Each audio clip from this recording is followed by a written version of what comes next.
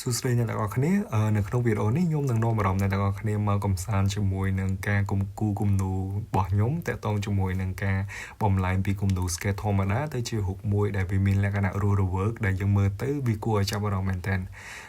ហើយការធ្វើគំនូរនឹងទៀតនៅក្នុងវីដេអូនេះគឺខ្ញុំនឹងបង្ហាញពី process ពីដំណាក់កាលមួយទៅដំណាក់កាលមួយរហូតដល់ខ្ញុំចេញជាលទ្ធផលចុងក្រោយហ្នឹងអញ្ចឹងជាទូទៅគឺខ្ញុំចាប់ផ្ដើមនៃការ sketch ហើយការ sketch នឹងភាគច្រើនគឺខ្ញុំផ្ដោតទៅលើស្ថាបត្យកម្មដោយសារតែខ្ញុំធ្វើការជាស្ថាបត្យករអញ្ចឹងការ sketch គឺវាសំខាន់មែនតើក្នុងការគិតជា concept ឬក៏អីចឹងទៅប៉ុន្តែ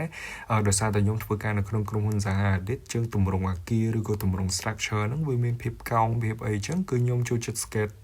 នៅទម្រង់ structure ឬក៏អាគារបែបហ្នឹងហើយមួយទៀតគឺខ្ញុំចូលចិត្តតាក់ទងជាមួយនឹងទេសភាពខ្ញុំតាក់ទងចូលចិត្តរឿងបែប sci-fi ឬក៏បែប future បែបអីចឹងនៅពេលដែលខ្ញុំ sketch ឬក៏ខ្ញុំចាប់ផ្ដើមគូហ្នឹងគឺខ្ញុំចូលចិត្តបញ្ចូលនៅទម្រង់ទាំងអស់ហ្នឹងចូលគ្នាអញ្ចឹងយើងមើលទៅទម្រង់អាគារហ្នឹងគឺវា balance ជាមួយនឹងទេសភាពឬក៏វាមានលក្ខណៈថាយ៉ាងអរូបីឬក៏ futuristic អីចឹងបើសិនអ្នកទាំងអស់គ្នាធ្លាប់ដឹងពីការគូរគំនូររបស់ខ្ញុំឬក៏ធ្លាប់ដឹងពីម៉ូដអាគាររបស់ខ្ញុំភាគច្រើនគឺអត្តសញ្ញាណរបស់ខ្ញុំហ្នឹងគឺវាមានទម្រង់បែបហ្នឹងចឹងបន្ទាប់ពីយើងធ្វើការ sketch ហើយគឺខ្ញុំចាប់ផ្ដើមយករូប sketch ហ្នឹងយើងថតជាមួយនឹងកាមេរ៉ារបស់យើងចឹងទៅយើងដាក់ចូលទៅក្នុងកម្មវិធី iPad គឺកម្មវិធី Procreate ហើយយើងចាប់ផ្ដើមធ្វើការបន្ថែមពណ៌ដូចជាទម្រង់ structure ហ្នឹងគឺខ្ញុំចង់ឲ្យវាមានលក្ខណៈថាដូចជាប្រភេទភ្នំឬក៏ស្មៅអាចដោះទៅលើទម្រង់អាគាររបស់យើងអញ្ចឹងទៅជាមួយនឹងទេសភាពមានផ្លូវមានមេឃមានពពកមានអីអញ្ចឹងគឺយើងបន្ថែមពណ៌យើងគូផាត់ពណ៌ទៅតាមនឹងគោលបំណងនៃការដាក់ពណ៌ហ្នឹងគឺយើងដើម្បីឈានទៅមួយដំណាក់ទៀតបានថាដំណាក់បន្ទាប់ទៀតហ្នឹងគឺយើងនឹងយករូបហ្នឹងទៅធ្វើការ render នៅក្នុងកម្មវិធី AI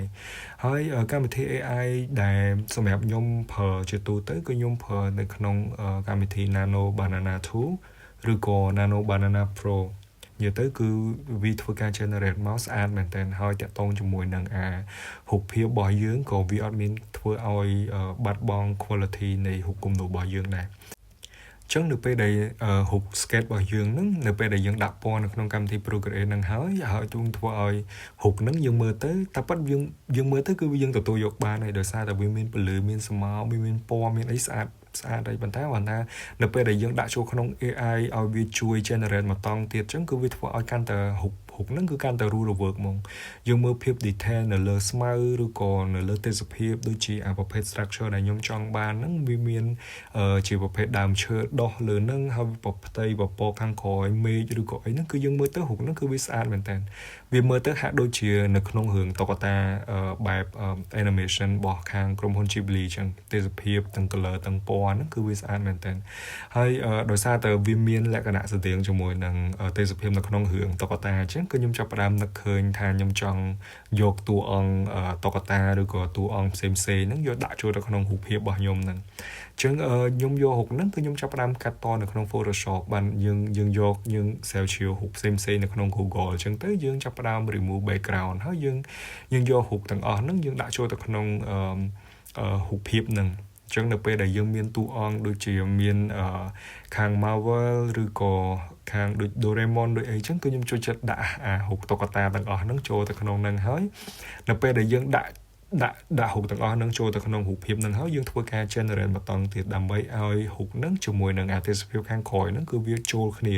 បានន័យថាវាមានពន្លឺវាមានស្មៅវាមានអី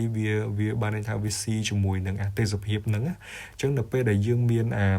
រូបទាំងអស់ហ្នឹងវាមានពន្លឺមានស្មៅអីហើយគឺខ្ញុំនឹកឃើញចង់ឲ្យរូបហ្នឹងវាមានចលនាមានរស់រវើកទៀតអញ្ចឹងគឺខ្ញុំធ្វើការ generate បន្តទៀតអញ្ចឹងដោយលទ្ធផលដែលអ្នកទាំងអស់គ្នាបានឃើញអញ្ចឹងគឺវាមានចលនានៅក្នុងរូបហ្នឹង